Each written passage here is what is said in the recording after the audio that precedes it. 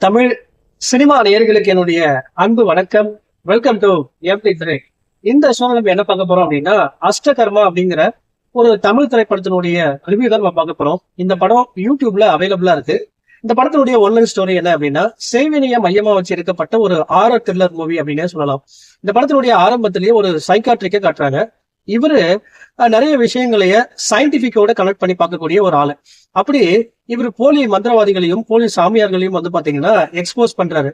அப்படி ஒரு டிவி நிகழ்ச்சியில ஒரு மந்திரிகவாதிய இவர் வந்து பாத்தீங்கன்னா போலி மந்திரங்களையும் போலி சாமியார்களையும் நம்பாதீங்க அப்படின்ற மாதிரி, அவங்க காசுக்காக நிறைய விஷயங்களை ஏமாத்துறாங்க அப்படின்ற மாதிரி சொல்லுவாரு. அப்படி சொன்னதுனால ஒரு மாந்திரிகவாதி இவர் சைக்காட்ரிக்கு ஒரு சவால் வர்றாரு. என்ன அப்படின்னா, நான் சொல்ற இடத்துல நீங்க தங்குங்க.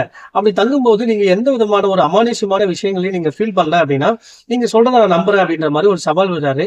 இந்த சைக்காட்ரிக்கும் வந்து பாத்தீங்கன்னா அந்த மர்மமான இடத்துல போய் தங்குறாரு.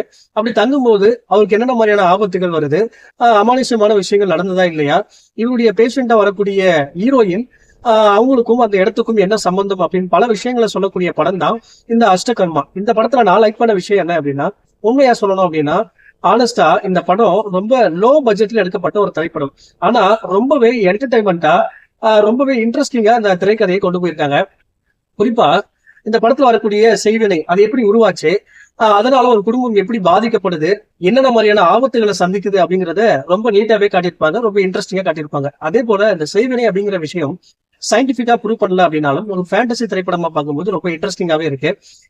அது மட்டும் இல்லாம இந்த படத்தினுடைய பிளாஷ்பேக் போர்ஷன் வரக்கூடிய ட்விஸ்ட் அண்ட் டர்னிங்ஸ் எல்லாமே வந்து பாத்தீங்கன்னா ரொம்ப இன்ட்ரெஸ்டிங்கா அமைச்சிருந்தாங்க. குறிப்பா இந்த படத்துல ஒரு சில ஈவெண்ட்ஸ் எல்லாமே நடக்கும். அதாவது ஒரு பையன் ஒரு டிராயிங் வரைவான். அந்த டிராயிங்ல என்ன வரையறானோ அது உண்மையா நடக்கிற மாதிரி இருக்கும். பிறகு ஒருத்தர் ஒரு ஸ்டோரி சொல்லுவாரு. அந்த ஸ்டோரியினுடைய கண்டினியூல என்னென்ன சொல்றாரோ என்னென்ன எழுதுறாரோ அதெல்லாம் உண்மையா நடக்கிற மாதிரி காட்டியிருப்பாங்க. அது எல்லாமே ரொம்ப இன்ட்ரெஸ்டிங்கா இருந்துச்சு.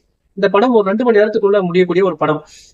குறிப்பா சொல்லணும் அப்படின்னா ஒரு நல்ல திரைப்படமாவே எடுத்திருந்தாங்க. ரொம்ப இன்ட்ரெஸ்டிங்காவே கொண்டு போயிருந்தாங்க. படம் ஆரம்பிச்சதும் தெரியல, முடியறதும் தெரியல. எனக்கு இந்த படத்துல பிரச்சனையாப்பட்டது என்ன அப்படின்னா, இந்த ஆரர் ஜென்ரேஷன் இருக்கு இல்லையா, இன்னும் கொஞ்சம் பெட்டரா பண்ணியிருந்தாங்க அப்படின்னா இந்த படம் வேற லெவல்ல இருந்திருக்கும். இருந்தாலும் ஒரு நல்ல திரைப்படமா இந்த படத்தை எடுத்திருக்காங்க. இந்த படத்துக்கு நான் கொடுக்குற ரேட்டிங் 5க்கு 3. அடுத்த வருஷத்துல சந்திக்கலாம். நன்றி, வணக்கம்.